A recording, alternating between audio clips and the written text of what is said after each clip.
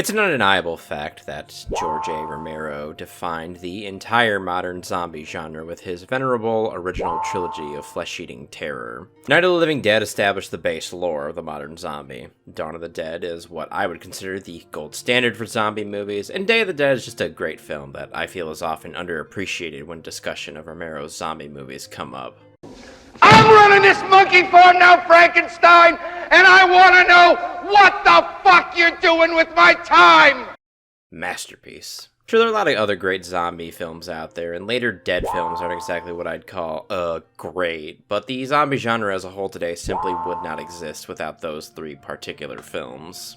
But would you like to know something peculiar about the Living Dead franchise as a whole? In spite of its popularity, the innumerable sequels, rip-offs, parodies, remakes, and homages, there is but only one video game in its catalog, which is what I've decided to look at on this fine Halloween. That game is Land of the Dead: The Road to Fiddlers Green, a prequel piece to the film of the same name. Road to Fiddlers Green was a PC and original Xbox title that released around Halloween 2005 for both of those platforms. This was months after the release of the film, too. Road stars a humble farmer named Jack and opens with what is quite possibly the most cliche way you can open any piece of media. So, you want to know how I got here? Yeah, I'll tell you my story. That's right, the classic "This is me" intro into a flashback. We're whisked away to the initial stages of the outbreak as Jack begins to regale us with the tale of how he got to Fiddlers Green. Jack is big chilling on his farm when the lights suddenly go off, as do the phones as well, and even worse, strangers just start randomly showing up in his yard. Fearing they might be illegal immigrants or something of that nature, Jack heads out to investigate, and dun dun dun, it's a zombie. Jack quickly flees back into his house and grabs his .22 to deal with this monster. You blast that zombie with your pea shooter, but more are coming, and you're out of ammo now. So you begin a mad scramble to your shed to arm yourself with your trusty revolver and a hammer so you can put down the last of these freaks. This first level is basically where you learn how to play the game. Fiddler's Green is a very simple first-person shooter. You can walk, you can run, though Jack here has the stamina of a 70-year-old with a 10-pack-a-day habit, which is really unfortunate because 1, your walking pace is pretty slow, so you'll want to run a lot, and 2, when Jack is gassed, you will hear this.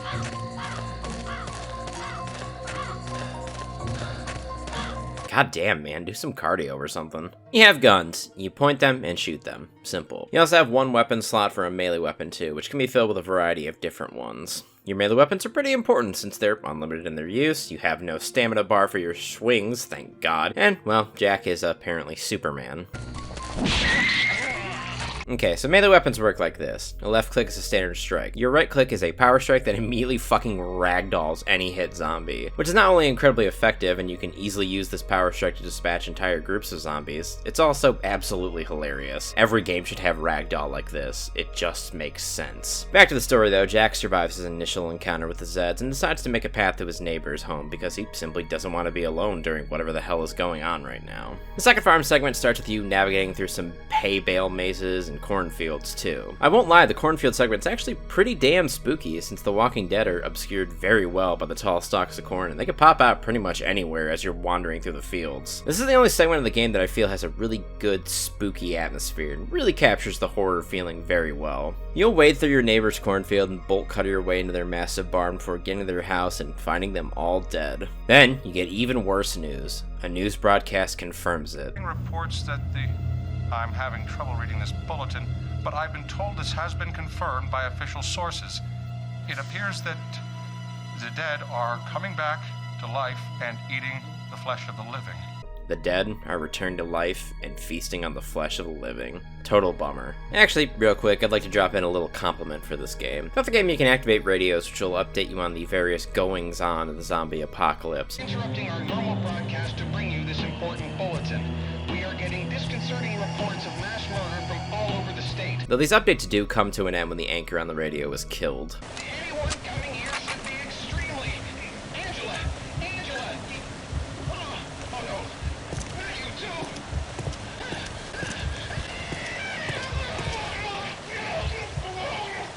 The good news in this situation, though, is that even though your neighbors are dead and the undead are now walking the earth, within the confines of this humble farming home is the absolute best weapon in the game. A veritable Disc 1 nuke, if you will. Up the stairs, past the bedroom, and in this walk-in closet, you'll find it. No, it's not a machete, or a halberd, or a machine gun, or a bazooka with unlimited ammo. The best weapon in Land of the Dead, the road to Fiddlers Green, is the Kung Fu Fists. I know Kung Fu.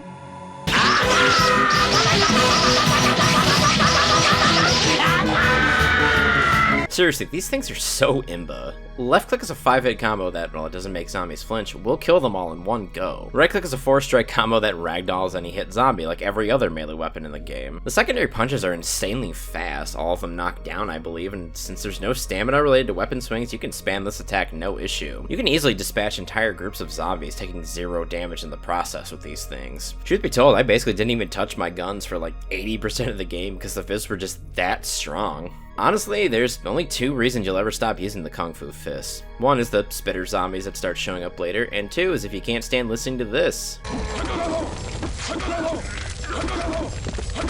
Can't believe you can run across these things so early. It's awesome. Back to Jack, though. He decides to just hunker down in his neighbor's house for as long as his supplies can hold out. But as he begins to run low, he decides to head for one of the safe houses that were listed in the emergency broadcast. So it's off to the city where, surprise, surprise, it's entirely overrun by the undead. Nary a living soul to be found, except for one guy signaling you with a light in the nearby hospital. So you begin a fight through the city streets to make your way there. And then you make it there. It's here in the hospital that you'll pick up your 3rd gun. Simple Glock. I know I kind of glossed over the guns earlier since, well, Kung Fu Fist, but the guns in this game aren't bad by any stretch. You're allowed to carry every gun and explosive you can find in the game, which is rad, of course. You're not limited to 2 like most games do these days. In addition to your .22 rifle, which is a pathetic pea shooter, your revolver, which is a pretty strong gun, no lie, and the Glock, which is a perfect all-rounder weapon, you have the shotgun, an M16, a sniper rifle, and you have grenades and Molotovs, which you can throw. All of these weapons are fairly useful, but man, this is probably the worst shotgun I've ever used in a game. This might be the longest pump sequence I've ever seen. And on top of that, the pellets basically stop existing beyond like 5 feet. Not to mention, it doesn't even feel like it has much impact when you're blasting Zeds. I must also comment on the Molotov cocktail really quick. I find this to be an odd weapon since, well, it's not really something that can destroy a zombie skull, and for the most part, a zombie on fire is way more dangerous than just a normal zombie. I will, however, let all this slide because the tick damage animation is perfectly synced on all zombies.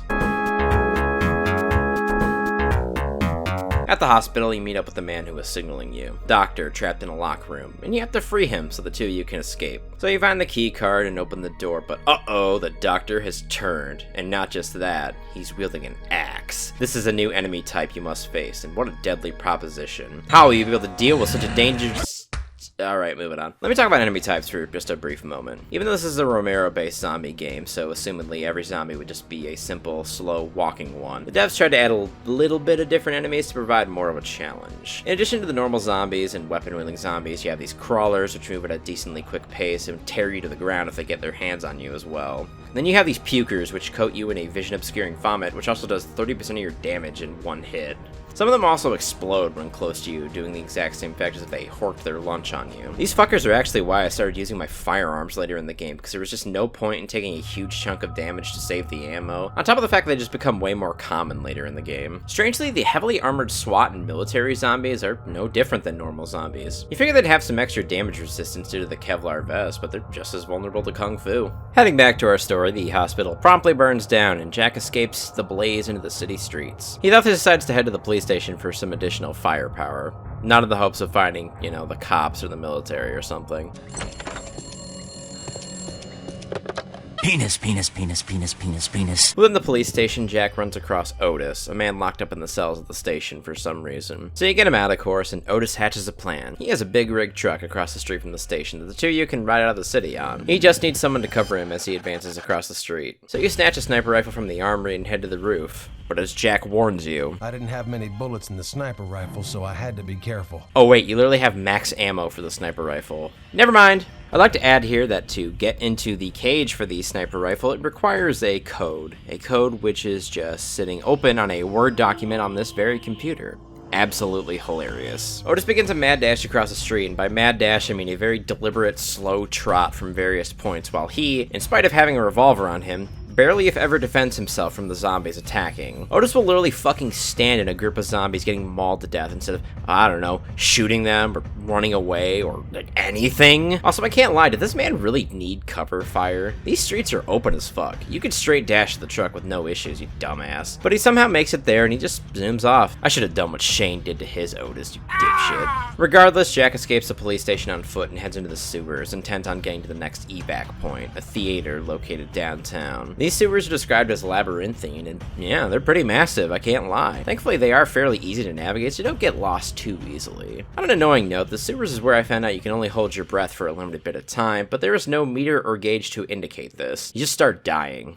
Very good. Somehow Jack ends up locating the theater and heads inside, but in a very shocking twist, everyone inside is already dead. So you make everyone inside more dead and take a nice nap for a while. Jack then hears about the City of the Living via the radio broadcast and decides that that would probably be the next best place to be, as it'll eventually be in the movie. Thankfully here, Otis comes back to grab you, and the two of you head to the docks to grab a boat, so it's smooth sailing to the City of the Living. The duo locate 4 boats in the docks, and the very last one is the only usable one, of course. Locked. Let's try another. Excuse me, locked? How is his boat locked? Exactly, Otis. Why am I expecting logic in this game? It's here that Otis's pathing broke on me and he got stuck, which forced me to reload a save. Thank God I had a pretty recent one. I can honestly say this was the only major glitch that I ran across though. So hey, props to this game for its functionality. It's less buggy than most of the AAA games that come out these days. You grab this boat, but you have to open the harbor gates as well. So you go do that, of course, and the two of you make a daring escape as the docks begin getting swarmed. The two of you make your escape, but tragically though, it seems Otis has been bitten. I'm gonna guess it happened around here. Try running next time, dumbass. Kill me before I turn into one of them. What are you waiting for? Do it. Do it. Jack docks his ship just outside the City of the Living and comes to the aid of a caravan that needs to get inside of the city. You raise a drawbridge for him, but it seems you've alerted the horde, so you hop on a minigun and get stuck in the shittiest defense segment ever. If one zombie gets through, you lose. Because you're literally the only person that can kill them, I guess. Well, the City of the Living is mainly populated by bougie twats, so maybe that makes sense. Since he helped out so much on the bridge, Kaufman, the one actual character from the movie in this game, offers you a spot in Fiddler Green as long as you single-handedly clear out the entire apartment block for him. And so, those are the endgame levels. You commit zombie genocide in the various locations of Fiddler's Green, the atrium, the apartments, the restaurant, and a bank too. Then it's up to the roof for the thrilling climax where a shit ton of zombies come at you, and you just kill them all. The game wraps around to the start, and then promptly ends. You get an end cutscene which gives a hint of what will eventually end up happening in the movie, but, well, the movie came out months earlier, so you already knew this. Game over. That's it. I can definitely see why this game got savaged so badly on release. Cards laid out on the table, Land of the Dead, The Road to Fiddler's Green is the definition of movie title mediocrity. At the best, the game is simply okay. At its worst, the game is very frustrating and unfun. Not to mention, you can just feel the minimal budget this title had as you play through the game. What was the budget on this game? A couple Chuck E. Cheese tokens and some string? Good lord. The graphics are meh. The gameplay is best described as functional, and the music? Honestly, I find a lot of the tracks just kind of bizarre sounding.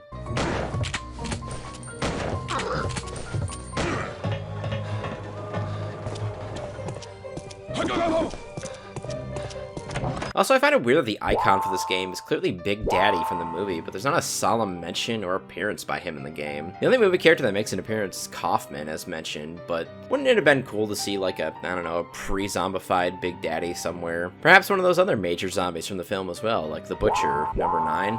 Or anyone besides Kaufman. Heck, it's not like Jack makes a cameo in the movie either, so yeah, I don't know. Why am I expecting great things from such a shitty little title? But I won't say I didn't have any fun playing this game. I did enjoy pummeling zombies with the Kung Fu Fist, and it was mercifully a pretty short one, so it didn't drag at all. And the linear levels seemed to flow pretty well. All in all, it's a very budget title, one you can play for free on PC via My Abandonware. Anyway though, my name as always, dearest of viewers, is HadesManticore, and this here channel is CityStateManticore. Thanks a ton for watching. If you did, drop a like, a comment, and feel free to subscribe, because as always, there will be more content to come. Have a very happy Halloween, and I will see you all in the next video. Goodbye.